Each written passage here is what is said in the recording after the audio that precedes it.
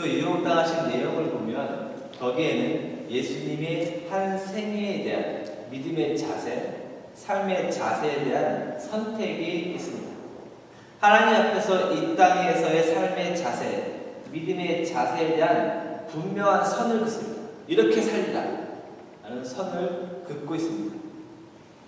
자신을 돌이켜보지 않으면 우리는요, 아무리 우리가 힘이 있고 성령 충만함을 받고 무엇인가 아무리 많은 업적을 쌓아놓았다 하더라도요, 나의 엔진이 좋다 하더라도 내가 가고자 하는 핸들이 부족했다면 우리는 어느 순간에 어긋난 길로 가고 있다. 이것을 우리는 분명히 알아야 됩니다. 즉, 내 삶의 믿음의 자세, 삶의 자세, 그것이 정확하지 않다면 우리는 어느 순간 어긋난 길로 가고 있다는 것입니다. 장로가 되었고 대통령이 되었고 돈과 명예와 권력을 다 가졌는데 그 인생의 끝을 보니까 삐뚤어져 있습니다. 목사도 되었고 성령의 충만함도, 그리고 대형교회가 되었고 명예도 돈도 권력도 다 가지게 되었는데 마지막 그 인생의 끝이 처음 목회를 할 때, 처음 신학교를 갈 때, 처음 주님을 경험했을 때 그 인생의 끝과는 어긋난 길로 다다랐다는 것입니다.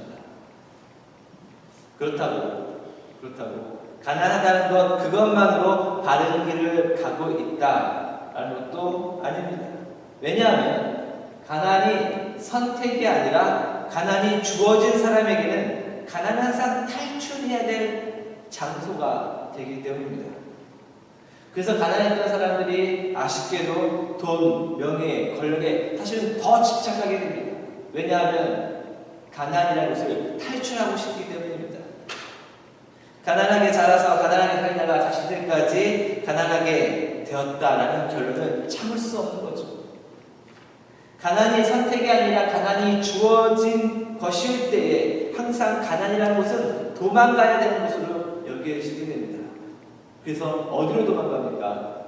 자꾸 돈과 명예와 권력으로 도망가고 쉽게 무릎을 꿇고 말게 됩니다. 그러나 가난을 선택했던 사람은 가난에 대한 후회도 원망도 집착도 남지 않고 온 몸을 다해 전심으로 다해가는 삶을 살게 됩니다. 이것이 그리스도 예수께서 보여주신 삶의 자세, 믿음의 자세입니다. 그리고 우리가 선택해야 될 삶의 자세인 것입니다.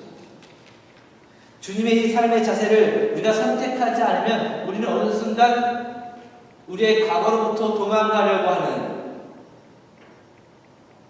그리고 돈과 명예와 권력으로 끌려가는 삶을 살게 됩니다. 우리는 지금 이 순간 우리가 주님께서 보여주신 삶의 자세를 선택하지 않으면 우리는 어느 순간 먹고 사는 삶의 문제에 끌려가는 삶, 이렇게 되어버리다가 결국에는 돈과 명예와 권력에 끌려가는 삶을 살게 됩니다.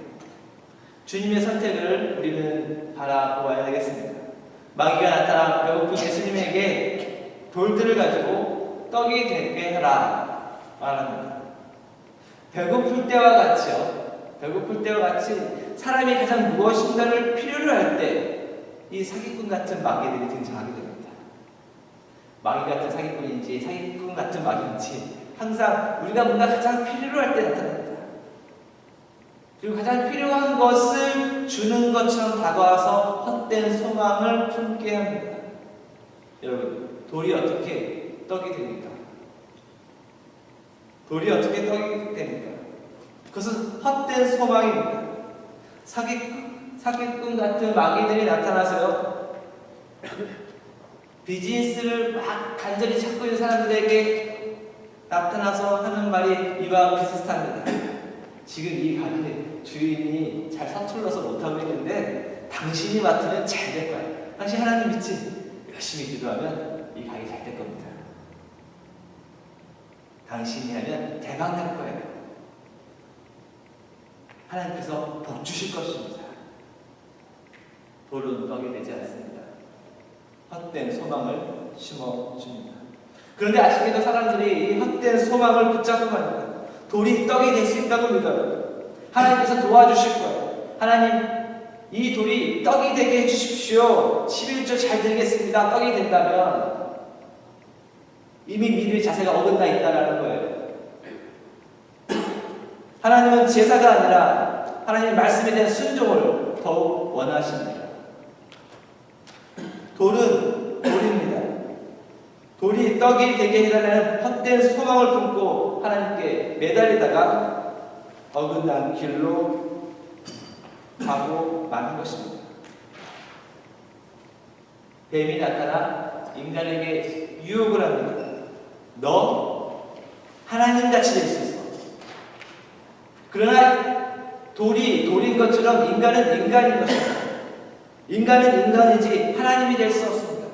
그런데 인간이 하나님이 되겠다고 매달리다가 결국 그나마 누리고 있던 곳에서 쫓겨나고 맙니다. 그리고 고생이 또 시작됩니다. 그때 아담과 하와는 분명히 먹지 말라는 하나님의 말씀을 선택했어야 합니다. 그러나 말씀을 선택하지 않고 아담과 하와에게 다가온 그 사탄의 말, 하나님같이 될 수 있어. 그 말에 유혹당하고 맙니다. 마귀 같은 사기꾼 같은 이 마귀 놈들이 항상 우리가 무엇인가 가장 필요로 할 때 다가와서 헛된 소망을 품으라고 말합니다. 그러나 우리는 분명히 선택해야 합니다. 차라리 가난을 선택하십시오. 비록 나의 자녀도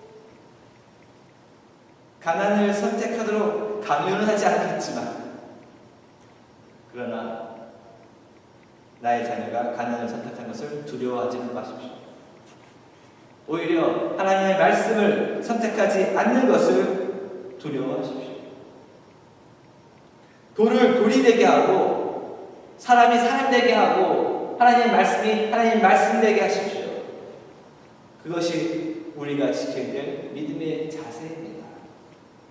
지금 나는 혹시 하나님에게 돌을 던지면서 떡이 되게 해달라는 헛된 소망 가운데 믿음의 생활을 하고 있지는 않을까요? 우리의 믿음의 자세, 삶의 자세를 돌아보아야 되겠습니다. 두 번째 유혹에서 마귀는 예수님을 높은 데로 올라가서 천하 만국을 보여주고 천하 만국의 모든 권세와 영광을 줄 테니 나에게 전하라 라고 합니다. 그때 주님은 말씀하시기를 주 너희 하나님께 경배하고 다만 그를 섬기라 라는 하나님의 말씀을 선포하십니다. 마귀의 유혹은요, 처음부터 거짓입니다. 천하 만국에 대한 영광과 그 권세는 결코 마귀의 것이 아닙니다. 그런데 마치 그것이 자기 것이냐 이야기하면서 자기에게 절하면 주겠다라고 합니다. 그 절을 수천 번에도 영원히 가질 수가 없습니다. 왜냐하면 천하 만국의 모든 권세는, 이 세상의 모든 피조물의 권세는 하나님에게 있기 때문입니다. 따라서 주시는 이도 하나님, 걷어 가시는 이도 하나님을 고백하며 살아야 합니다. 주실 때는 감사, 걷어 가실 때는 원망을 해버린다면 우리는 우리의 믿음의 자세를 다시 바꿔야 되겠습니다. 주시는 이도 하나님, 걷어 가시는 이도 하나님. 사기꾼 같은 마귀, 이 마귀 같은 사기꾼들이 다가올 때 항상 그렇습니다. 자기에게 잘 보이면 자기 것도 아닌데 자기가 줄 수 있는 것처럼 다가옵니다. 지금도 사실 있겠지만 10년 전에는요, 훨씬 이 아틀란타가 더 그랬었는데요. 자기가 이민국도 아닌데 마치 자기에게 잘 보이면 영주권을 줄 수 있는 것처럼, 자기가 소셜국도 아닌데 자기 말을 잘 들으면 소셜 번호를 해줄 수 있는 것처럼 결국 시간 뺏기고 돈 뺏기고 상처받고 그렇게 끝나버리고 맙니다. 그런데 한번 생각해보면요, 그 사람이 아무리 말을 잘한다 하더라도 그것은 그 사람의 것이 아니에요. 그 사람에게 머리를 숙인다고 그 사람의 것도 아닌데 그것이 나에게 다가온 것이 아닙니다. 근데 우리는 또 착각을 해요. 그래서 머리를 숙이면 그것이 순종인 줄 알아요. 그것이 겸손인 줄 알아요. 착각이죠. 착각입니다. 나는 하나님만 믿으며 살겠다고 선택해야 합니다. 하나님만 믿으며 산다는 것이 어리숙하게 보입니다. 그래서 머리 한번 숙이면 될 것을 숙이지 못하다가 큰 어려움을 겪게 되기도 합니다. 하지만 그런 어려움은 아무리 커도 그 폭풍 속에 하나님께서 함께 계시며 하나님께서 그 모든 어려움을 이겨내도록 끝까지 나를 지켜주신다. 그런 믿음의 자세로 우리는 나아갈 수 있습니다. 우리는 이민자들로 미국에 살면서 많은 조언을 받으며 살아가야 합니다. 그런데 조언 중에 하나는 이것입니다. 경험할 것은 자기가 직접 경험해 봐야 한다는 얘기입니다. 나쁜 뜻으로 나를 자기 생각하기라 이런 뜻이 결코 아닙니다. 경험해야 할 것은 정말 그 사람이 직접 경험해 봐야 한다는 것입니다. 저는 미국 살면서 항상 감사한 것이 있다면 직접 부딪히다 보니까 제 자신의 모습을 항상 돌아보게 된다는 것입니다. 부딪히면서 내가 순간 교만했구나. 나 역시 이런 상황이 닥치니까 나 역시 이런 선택을 하고 마는구나. 나 역시 명분과 허세를 쫓다가 이런 손해를 보고 어리석은 사람이었구나 라는 것을 깨닫곤 합니다. 그러면서 하나님 앞에서 나의 어긋난 모습을 조금씩 고쳐보고자 합니다. 자신이 경험해 본 사람, 자신이 직접 경험해 본 사람은 그 경험하는 과정에서 어려움을 겪을 때마다 하나님 앞에 무릎 꿇게 된다는 것입니다. 물질과 권세와 명예를 때로는 어려움 속에서 잃어버린다 할지라도 그 믿음이 단련되어진 겁니다. 그런데 내 말만 잘 들으면 이런 사람의 말에 혹하다. 쉬운 길을 쫓으려다가는 오히려 모든 것을 잃어버리게 됩니다. 믿음을 잃어버리게 된다는 것이죠. 하나님의 말씀만 믿고 하나님에게만 머리에 숙이겠다는 이 단순 무식한 이 고백이 그 어떤 화려한 미래를 보장하지는 않습니다. 오히려 고난을 예고하고요. 손해를 보고 비웃음을 살 수 있습니다. 그러나 그 믿음은 오히려 단련되어지고 그 믿음으로 인하여 당당한 그리스도인이 되는 겁니다. 사람 앞에서 당당한 그리스도인이 되는 겁니다. 일제강점기 시대에 하나님에게만 머리 숙이겠다는 이 단순함의 고백으로 인해서 많은 고난을 겪었고 순교도 당했지만 그들의 믿음이 있었기에 오늘날 한국의 기독교의 큰 줄기가 되어진 것입니다. 고난은 당했고 경험해야 할 것은 경험했지만 그 믿음은 절대로 사라지지 않고 그 후손들에게도 끝까지 이어지고 있는 것입니다.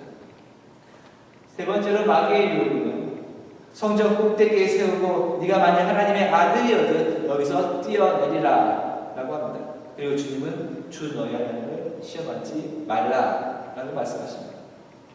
하나님의 아들이라는 것을 증명하기 위해서 성전 꼭대기에서 뛰어내리라 라는 이 마귀의 유혹을 생각해보면 예수님께서 십자가에 달리셨을 때 그 십자가에 달린 예수님을 바라보면서 비웃으면서 네가 하나님의 아들이거든 내려와라 라고 했던 그 유혹과 다름이 없다 라고 생각해봅니다.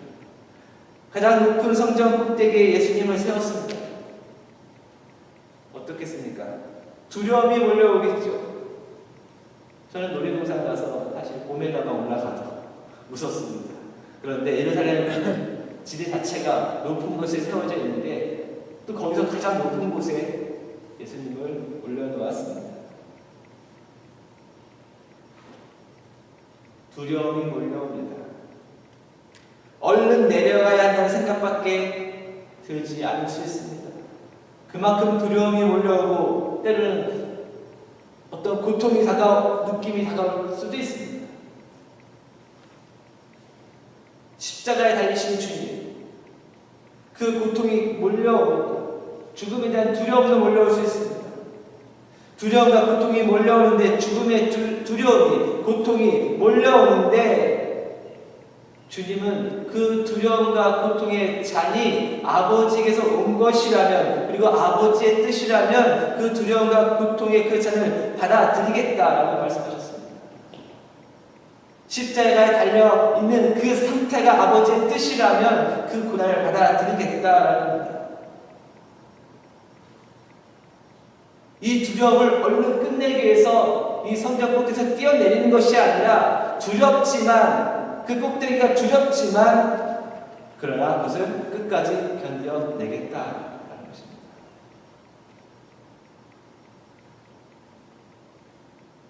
마귀와 예수님에게 비웃었던 사람들은 뛰어내리면 살 수 있다, 십자가에서 내려오면 하나님의 아들이라 믿어줄 것이다 라고 유혹합니다.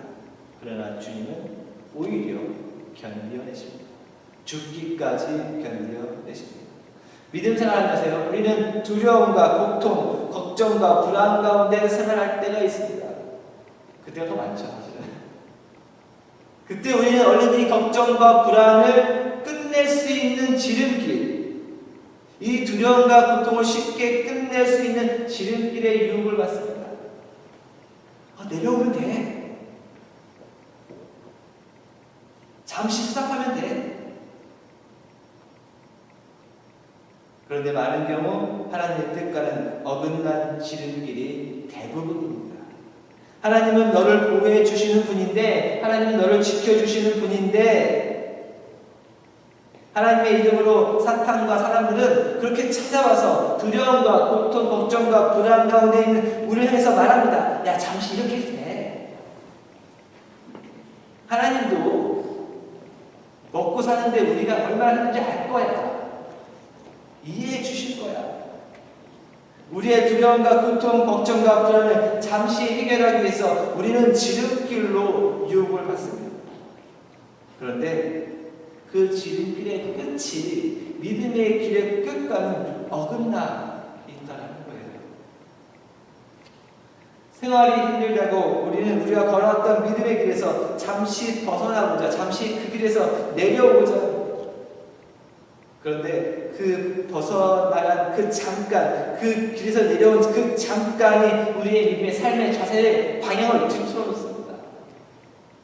그리고 나서 출발을 하지만 결국 어긋난 길로 갈 수밖에 없다는 거예요. 조금 틀었을 뿐인데 그 길의 끝은 매우 다르다는 겁니다. 두려움, 걱정, 불안에 있다 보면 우리의 시야는 점점 흐려지고 좁아지고 하나님에 대한 신뢰가 사라지고, 이 두려움 속에, 걱정과 불안 속에 함께 계시며 우리의 내일에도 함께 하실 하나님에 대한 신뢰가 점점 보이지가 않습니다. 그리스도인에게 선택은 하나님의 말씀, 하나님에 대한 경배, 하나님에 대한 신뢰입니다. 그런데 이 선택은 우리가 저절로 하는 것이 아니라는 거예요. 우리가 선택할 때에 가능한 겁니다. 우리가 선택해야 하는 거예요. 나는 가난을 선택하겠습니다. 나는 하나님의 말씀을 선택하겠습니다. 나는 하나님께 경배되는 것을 선택하겠습니다. 나는 하나님을 신뢰하는 것을 선택하겠습니다. 걱정과 불안과 두려움 다 있지만 그것이 아무리 작은 신뢰일지라도 나는 그 신뢰를 쫓아가겠습니다. 아무리 작게 하나님의 말씀이 나한테 들려올지라도 나는 그것을 잡고 따라가겠습니다. 선택해야 하는 것입니다. 주어진 오늘 나의 상황 속에서 나는 선택을 하며 살아가고 있는가? 예수 그리스도처럼 나는 분명하게 선택하며 살고 있는가? 내 삶의 자세를 돌아봐야 되겠습니다. 오늘 우리는 예수님께서 선택하신 믿음의 자세를 우리의 삶에 구체적으로 적용해야 합니다. 나는 혹시 헛된 소망으로 살고 있지 않을까? 이 돌이 언젠가 떡덩이가 되고, 하나님의 말씀과는 상관없는 헛된 소망으로 살고 있지 않을까?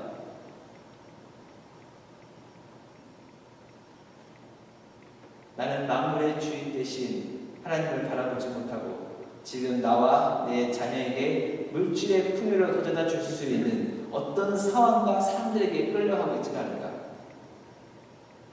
나는 지금 내게 닥쳐온 걱정과 두려움과 어떤 근심을 끝까지 인내하지 못하고 이것들을 어서 속히 끝낼 수 있는 지름길을 찾고 있지는 않은가? 잠시 도망칠 곳을 찾고 있지는 않은가? 우리 이 세 가지 질문을 우리 마음속 깊이 새겨 보아야겠습니다. 사랑하는 성도 여러분, 여러분 각자의 모든 상황들이 저마다 다릅니다. 그리고 각기 다른 그 모든 상황들을 해결하는 방식도 분명히 서로 다를 수 있습니다.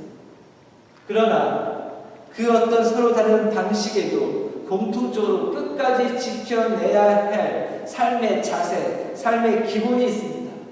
이것이 오늘 주님께서 우리에게 보여주신 믿음의 선택입니다. 세 가지의 선택입니다. 주님의 선택과 함께 믿음의 삶을 선택하는 그리스도인 여러분 되시기를 주님의 이름으로 축원드립니다. 아멘. 함께 기도하겠습니다.